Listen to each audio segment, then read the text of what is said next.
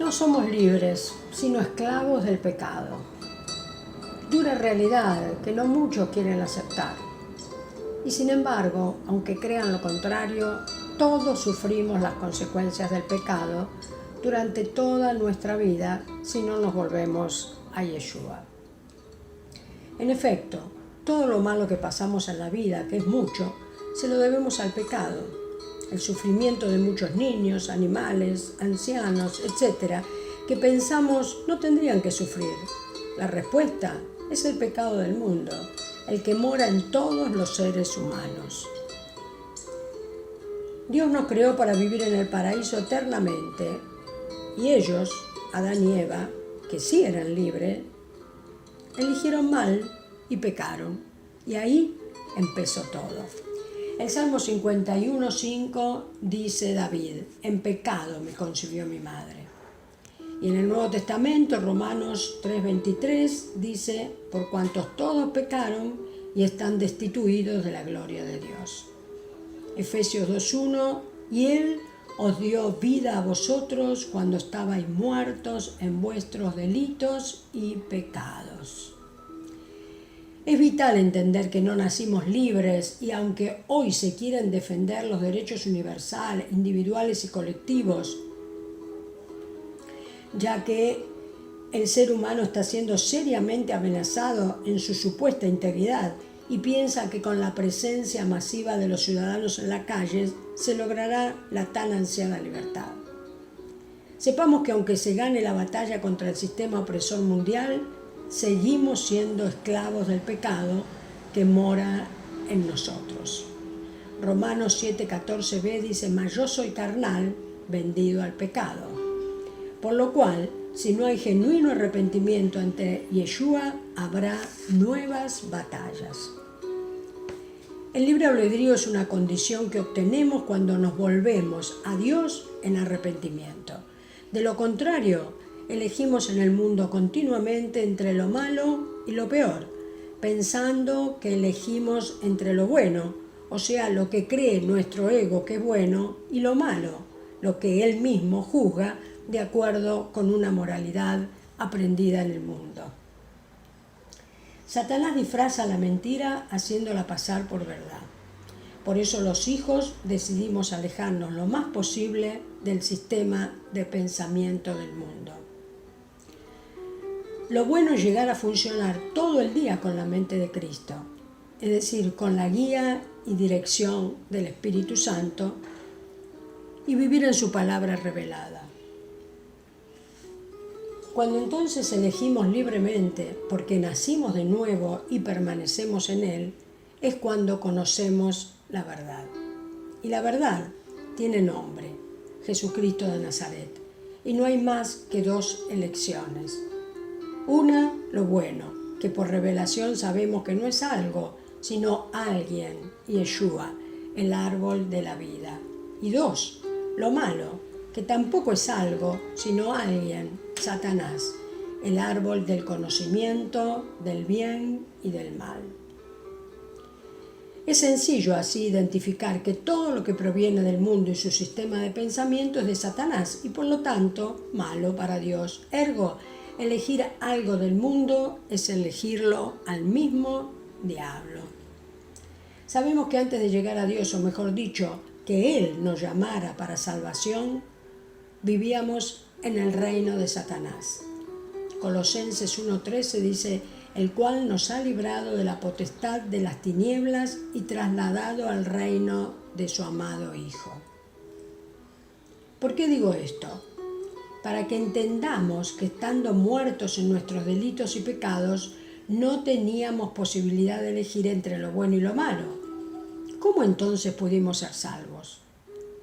No por propia elección, sino como respuesta a su llamado. Él tiene siempre la iniciativa sobre todo lo que hacemos. Maravillosa revelación. Ahora bien, cuando aceptamos la propuesta del Señor para volver a nacer, ahí obtenemos la eliminación de ese pesado bagaje que nos arruinó la vida, las culpas que produce el pecado. Y la fe en la bendita sangre del Mesías, entonces nos redime. Y la segunda cosa gloriosa es que obtenemos el libre albedrío. Ahora sí podremos elegir entre lo bueno de Dios y lo malo del mundo.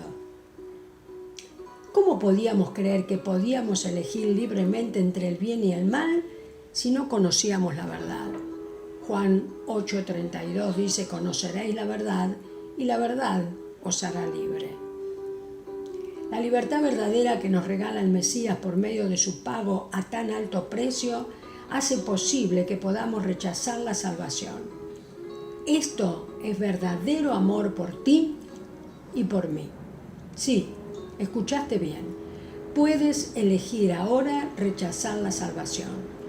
Porque vivíamos en esclavitud con el diablo y no es posible que ya conociendo la verdad no seamos verdaderamente libres para elegir permanecer al lado de Yeshua si así lo deseamos, o irnos como lo hizo el hijo pródigo de Lucas 15. El hijo pródigo pudo elegir porque era libre, vivía en la casa del Padre. Y claro, una vez que probó y el mundo lo engañó con sus mentiras y lo lastimó y lo oprobió como a ti y a mí, ahí recién el hijo menor entendió los términos de su mala elección. Aunque en un principio disfrutó de los placeres temporales del pecado, volvió en la convicción de la verdad, que el fruto del pecado es la muerte espiritual en general.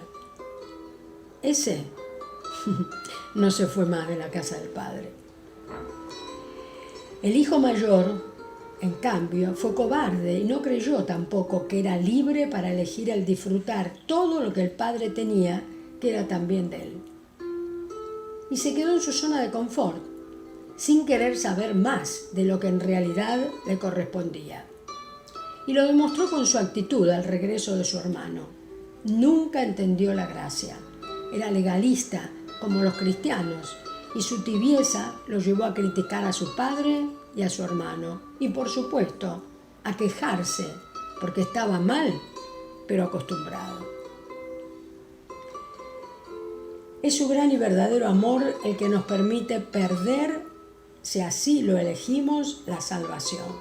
De lo contrario, viviríamos vidas desgraciadas, mediocres, sumidas en el pecado, que es hacer nuestra voluntad, sin comprobar realmente la plenitud que nos brinda cuando vivimos pegados a Él en obediencia a su palabra. Yo viví como el hijo mayor. Para afuera era todo magnífico. Mi posición, entre comillas, de autoridad en la iglesia, el excesivo reconocimiento humano, el éxito, entre comillas, en muchas áreas de mi vida, menos en la más importante, mi relación con Dios, como el hijo mayor. La mía era emocional y pasional. La relación con mi familia, verdaderamente desastrosa, y la relación conmigo misma, dual e insatisfactoria. Fui una cristiana que no pudo experimentar el verdadero arrepentimiento, por lo cual era imposible recibir vida nueva. Solo el hambre poderoso que Él puso en mí para querer conocerlo más, en la convicción de que la plenitud era posible, hizo el milagro. Sabemos en el plano carnal que solo una persona segura de sí misma y de quién es decir, cuál es su posición existencial, puede dar libertad completa a las personas con las que se relaciona afectivamente. Contrariamente a esto, los inseguros, hipócritas y narcisistas son los que mantienen a sus parejas, hijos, etc., bajo su dominio y control permanente, o sea, esclavizados. Si esto es así naturalmente, cuánto más en lo espiritual, ¿verdad? ¿Cómo ves a Yeshua? ¿Crees que necesita tener esclavos en vez de servidores voluntarios? ¿Crees que alguien que no otorga libertad de elección puede llamar a sus seguidores hermanos? Escucha. Entonces Jesús le dijo: no temáis, id, dad las buenas nuevas a mis hermanos para que vayan a Galilea y allí me vean. Mateo 28:10. La libertad conlleva la responsabilidad de tener que elegir diariamente entre las dos únicas elecciones que tenemos en la vida, el bien y el mal, la vida o la muerte espiritual. Deuteronomios 30 y Apocalipsis 20:10. Los discípulos eligieron quedarse con quien les otorgó el mejor título momentos después de su gloriosa resurrección. Hermanos. Y ya no necesitaron nada más.